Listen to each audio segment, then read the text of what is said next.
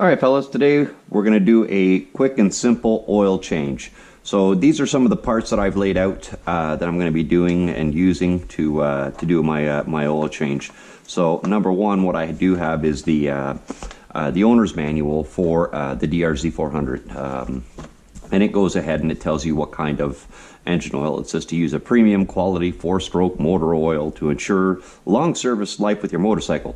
Use only oils which are rated SF or SG under the API service classification. I'm going ahead with the 1040. Okay, that's usually what I do is the 1040, and you'll see that it's rated from in Canada -20 to +40, or if you're in the US, -4 Fahrenheit all the way up to 104 plus. So that's the motor oil that I'll be going with, and then you can go ahead and you can take a look in the same owner's manual. It tells you a little bit about where to go and where to look and how to change your oil. One of the things, I've done this a few times, I've already checked. For anybody, I've just put a new chain sprocket on the front and back. I went ahead and I did a, I don't know if you guys can see that, but I went ahead and I've slotted these, which are usually all enclosed. And they do that just because this is a dual sport, and they don't want anybody with a shoelace or something, and your shoelace gets put in there and it will suck your foot in and try to spit the lace out and just draw your foot into it. I primarily use this bike only on for off-road, and I always wear boots, so no laces. So I've went ahead and I've slotted these out. You can go ahead and do the same. It's really quick and easy to do. The countershaft seal, not only did I lose some oil, but it was losing some oil. That's how I knew that I had to replace that seal. So with that being said, let's go ahead and let's get started. What you're going to need is you're going to need some new oil. You can use any good quality oil, such as I mean, I'm using Royal Purple just because it was on sale. Normally I would use the Yamalube, okay, 1040. I don't know why, but I really like this oil. Pair of gloves, oil filter, some oil filter O-rings if you need, a couple various funnels, and of course an oil catch pan. Okay, so what we're going to do is get started. Okay, so I've went ahead and I've laid out the tools that are going to be required to do just a simple oil change on the DRZ 400. Okay, you're just going to need a 10 socket, a 12 socket, and I believe it's a 14 and a 14 socket. I've went ahead and I've gotten a couple of extensions and my ratchet. I've brought over a couple of funnels. I've got a catch basin, and I also have another mat that I like to put under there just so that I don't destroy the garage floor. I went ahead and I brought over my filter and my little O-rings. I'm not sure if I will be using the O-rings, but it's better to have them and not use them than need them and not have them.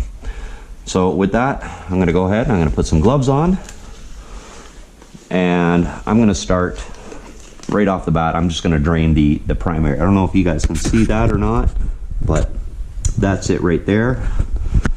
And that one there is going to be a 14 millimeter. If you have a factory housing, you may need to remove your skid plate. I have a different skid plate. The skid plate that I have on my DRZ is, I believe it is from Moose Racing, for no other reason than it was a good deal. Okay, so while that's draining, I'm going to go ahead and might be a good idea to clean this up a little bit. A couple towels. Have a look. And we've got a little bit of We've got a little bit of metal, but that's just straight normal wear off of that plug.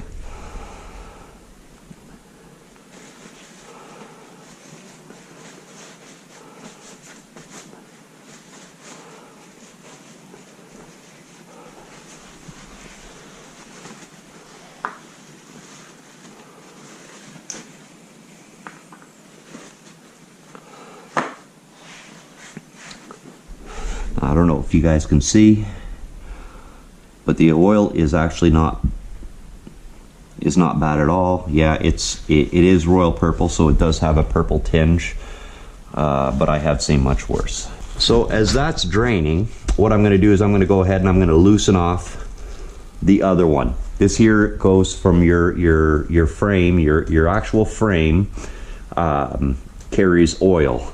So, and all I'm going to do is I'm just going to break that loose. And that's it.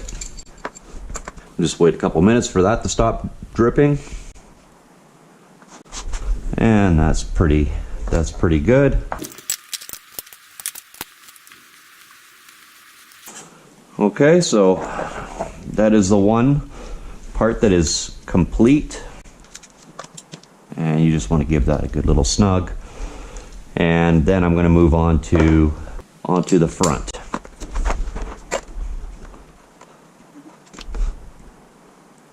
Okay, and again, I mean, the oil's in really good condition, but it's time for a change.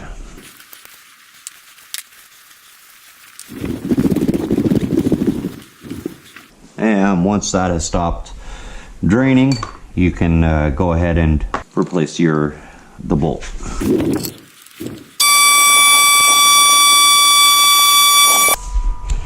Now that the air compressor shut off, we're going to go to the other side. And on the other side, there's a couple. Okay, so one of the things that I got to point out is if you have the stock skid plate, I've always removed mine when I was doing the oil change. Anyway, the stock skid plate, the problem is that it's actually kind of weak, and mine had cracked, and that was the reason why I went ahead and got the upgraded skid plate. You have this bolt here, which I believe 12 or 14 mil. Okay, to get at that at this point, what I'm going to have to do is, that's a 14 mil bolt. It does drain your filter area, which is right behind here. So what I'm going to do is I'm going to go grab a wrench and see if I can make some kind of a drip so that I can catch the oil in the pan. So here's the bolt. Now, as you can see, it is going to directly fall in. So that's where it's nice to have a little something that you can use to catch and direct into a pan. Keep in mind that there is not going to be a whole lot of oil coming out of this. So you've got a little bit, it's still coming out a little bit as it starts to drain the filter. So I can go ahead and I can leave that there, and I'm just gonna switch over and start removing the cap. This piece is on a spring, and this is where you're going to get a little bit more, and you can see it.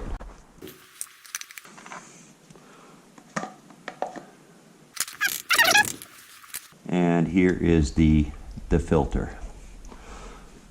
So my filter was definitely in need of being changed by the looks of it, but again, I'm using royal purple, so it is hard to tell. I'm just going to go ahead and just throw that one right out.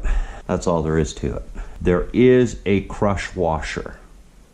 Now you can reuse these a couple of times, but sometimes it's a good idea to go ahead and replace that crush washer just so that you get a good seal. So what I'm going to do now is grab my new filter, and it goes like that with the opening to the inside. There's the other, if you were wondering, I don't know if you guys can see that or not. The other O-ring is right in there. So you can go ahead and, you know, take a feel for it. This one here is good. I've actually replaced the O-rings on both, I think 2 services ago. So they're good, but you just want to check it, make sure that they're not ripped and they still are supple, and as you can see, I'm hoping that you guys can see that. This one here is still really good, so let's save it for the next time. And you have a little that tells you how to put this back on.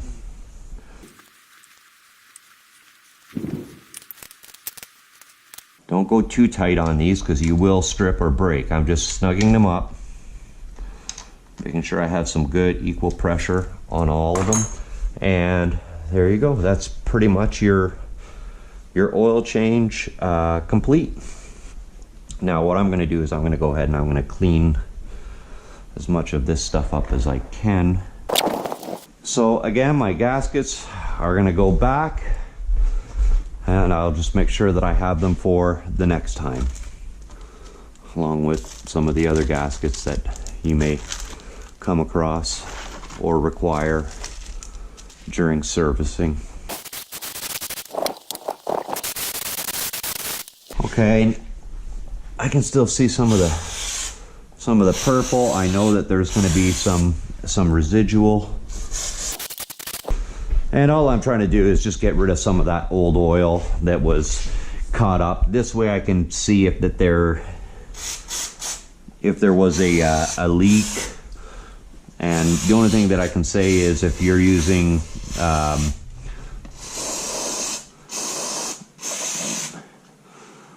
brake cleaner or any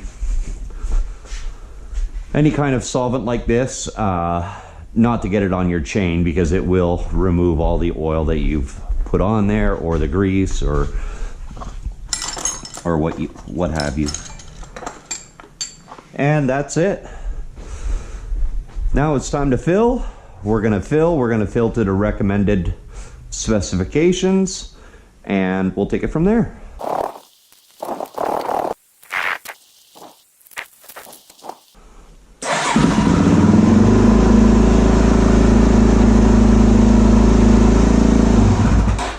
It is full on my dipstick, but I know that it has not circulated through the entire engine. So what I'm going to do is I'm going to go ahead and I'm going to start this up again and see if I can circulate it a little bit more. And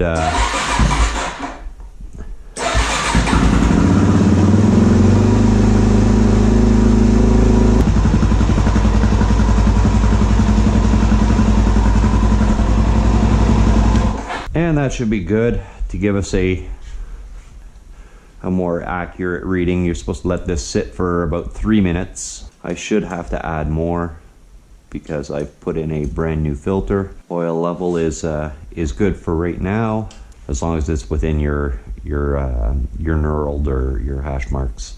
You should be good.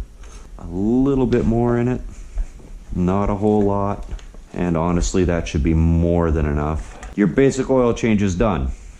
Now, one of the things that I did want to point out is what some people say, a hidden filter or anything like that. If you're pulling the oil and it is just the nastiest oil that you've ever seen, you just bought a DRZ or something like that, or you're fixing somebody's DRZ that just is not performing, if you suspect that the engine oil hasn't been changed in the past 15 years, or here you have 2. Okay, I don't know if you guys can see that or not, but you have the oil, and then I don't know if you guys can see that. This guy actually has a filter in it, and you can take that fitting out expose a wire mesh filter on the inside, okay, and you would want to go ahead and clean that. Thanks for watching, guys. If you have any comments or anything like that, just put it in the description below, and I'll see what we can do. Thank you.